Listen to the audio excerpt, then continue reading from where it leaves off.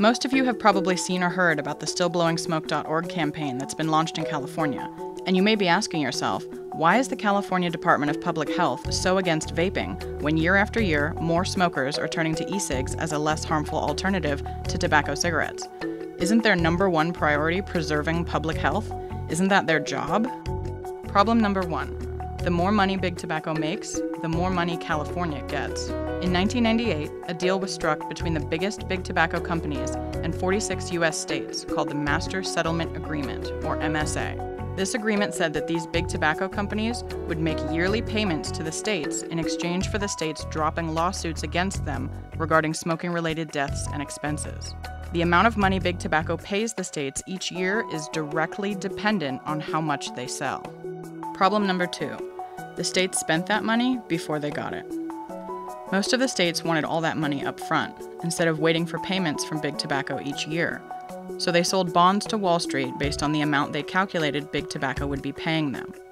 But then something started happening. Americans started smoking less. Since 2000, on average, tobacco cigarette sales have dropped 3.4% per year. That sounds amazing, but not for the states like California. Remember those bonds they sold? They were counting on money from Big Tobacco, and since it's not coming, they can't pay back the bonds they sold, and either have to take money from other places or risk defaulting.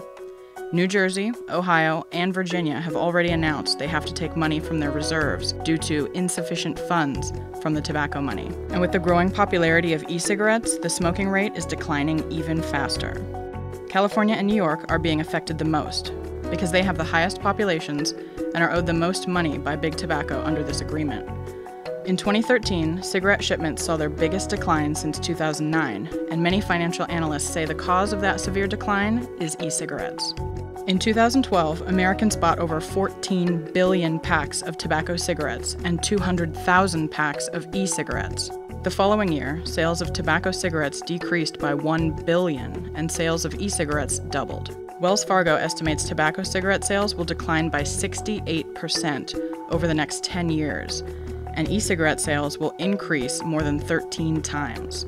So naturally, California is panicking.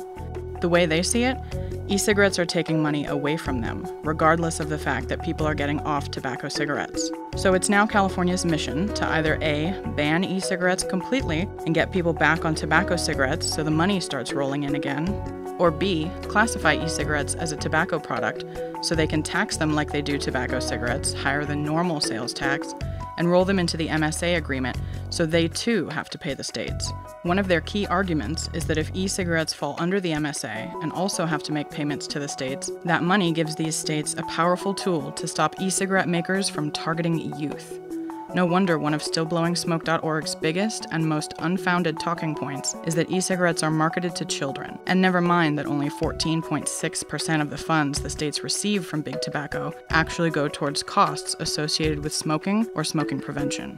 So the truth? The state of California needs tobacco sales to stay high, otherwise they default on their bonds. E-cigarettes are getting in the way of that. It looks like the health of the public isn't the top priority for the Department of Public Health. Their top priority? Their wallet.